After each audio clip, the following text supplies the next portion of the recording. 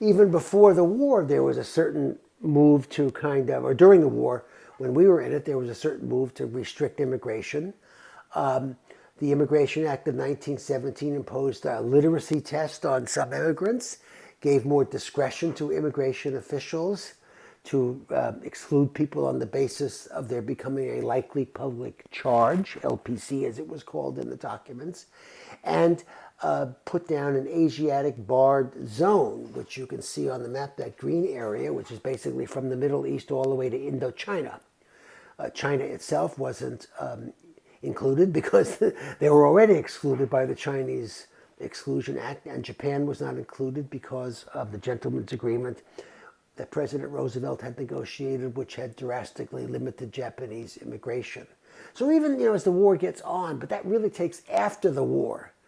In 1921, Congress passed an act, the Dillingham-Johnson Act, which was the first time that racial categories were applied to non-Asians. It restricted the number of immigrants admitted from any country annually to 3% of the number of residents from that same country living in the United States as of the 1910 census. In 1924, the Immigration Act, which you see President Coolidge signing there, lowered that 3% quota to 2% and moved the census from 1910 to 1890. And of course, 1890, if you remember from those tables I showed you a couple of minutes ago, 1890 is before the new immigration really quested. So the object of the Immigration Act of 1924 is really to kind of bring the country back racially and ethnically to the way it was in 1890 before all of these new immigrants actually come. Right? But other people do start to come. Immigrants come from Mexico, especially, and Mexico was not included in the 1924 Act. When the Mexican Revolution breaks out in 1910, there's a whole group of immigrants coming in from Mexico, and there's a new group of people coming in 1920 after the revolution is over, but certain people are persecuted. So by the 20s, large sections of Los Angeles, like Boyle Heights, are heavily Mexican American. And there's a grocery store selling Mexican food in Boyle Heights in the 1920s. What happens is that in 1931, during the Depression, a number of these Mexicans are deported, right? And this is from a telegram from Los Angeles to the immigration people saying what's going to go on. But 500,000 of these Mexicans are deported. Roughly 400,000 from Texas and about 100,000 from California. The notion is, of course, that they are taking away American jobs, and that's why we got into the Depression, because all these foreigners are taking away American jobs. And citizens as well as non-citizens were so-called repatriated. And there's from the 1930s. This is we were born here, we're Americans. Too bad, you look like Mexicans, and off you go. And a number of as would be the case with Japanese exclusion in the 1940s, both non-U.S. citizens and U.S. citizens were deported. And in fact, a number of the immigrants had babies born in the U.S. and the babies were American citizens, but they were deported as well. Whoops, what is that all about? Oh, I made a mistake here. I went all the way to the, I hit the wrong button on my computer, and I went all the way back to the end. So now you're going to see what we're going to be talking about. There'll be a quiz on this. There'll be a quiz here very soon. Okay, there we go. Okay, so I'm sorry about hitting that wrong button. So the 1930s, there's this repatriation. I showed you this. Mexicans keep going, we can't take care of our own. This was replaced from the 40s to the 60s by the Bracero program. When all of the people from the Midwest came to work in the fields, they were drafted during the war, so they needed to bring Mexicans back to work in to work in the fields. And as we saw in the first remote class, the United Farm Workers was actually, Cesar Chavez and Dolores Huerta were two of the people who were instrumental in getting the Bracero program ended in the 1960s. It was ended in 1964. But you can see, that a huge number after the war, a huge number of people were actually brought in. During the 1950s, even as the Bracero program was being implemented, there was another anti-immigrant thing called Operation Wetback, which was organized by the Eisenhower administration. And Operation Wetback was an attempt to get rid of braceros who were illegally staying.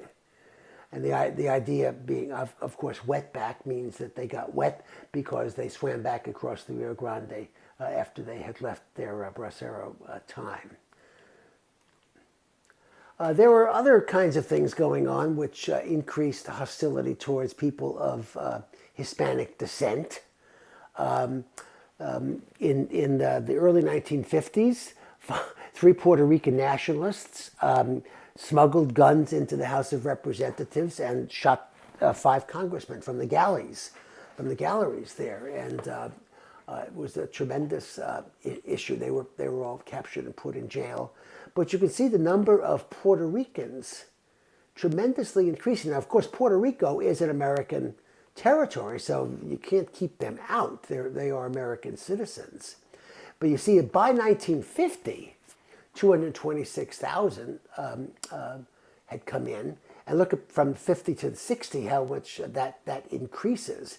That increases largely due to the sudden availability of cheap jet airfares. Eastern Airlines especially began to run regular flights from JFK to San Juan, Puerto Rico, back and forth.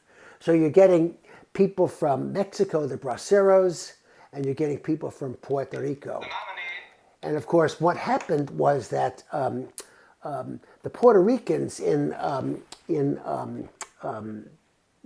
New York City gave Leonard Bernstein the opportunity to update Romeo and Juliet, and he made some even though the dancing is very lovely, listen to the words of the song.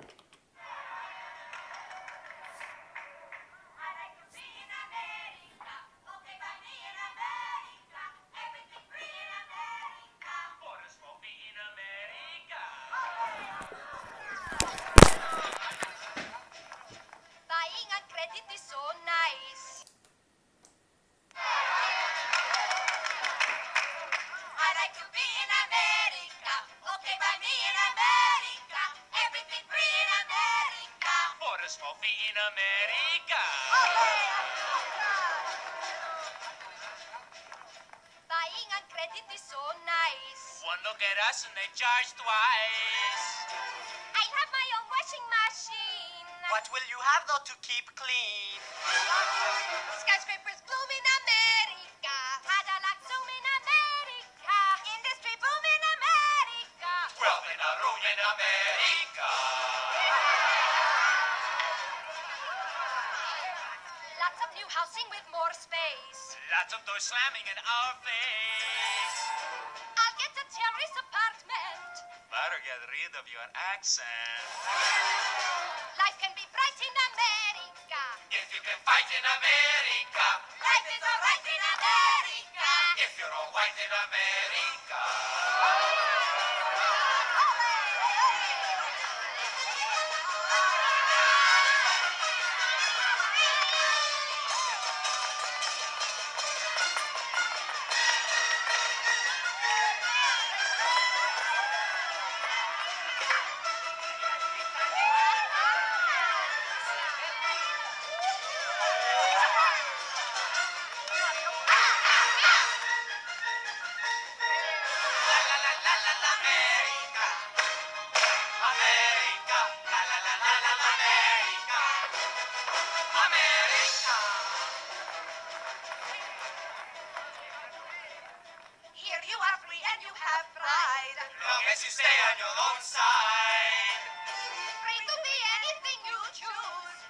with tables and shine shoes.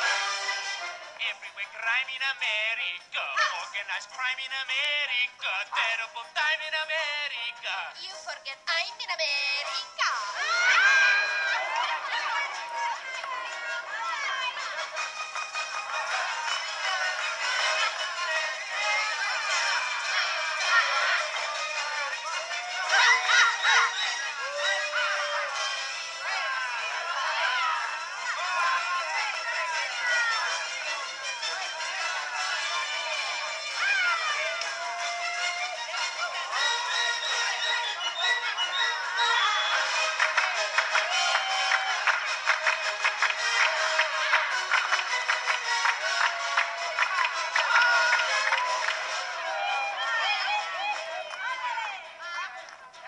I think I go back to San Juan. I know a boat you can get on. Bye-bye. Everyone there will give big cheer. Everyone there will have moved here.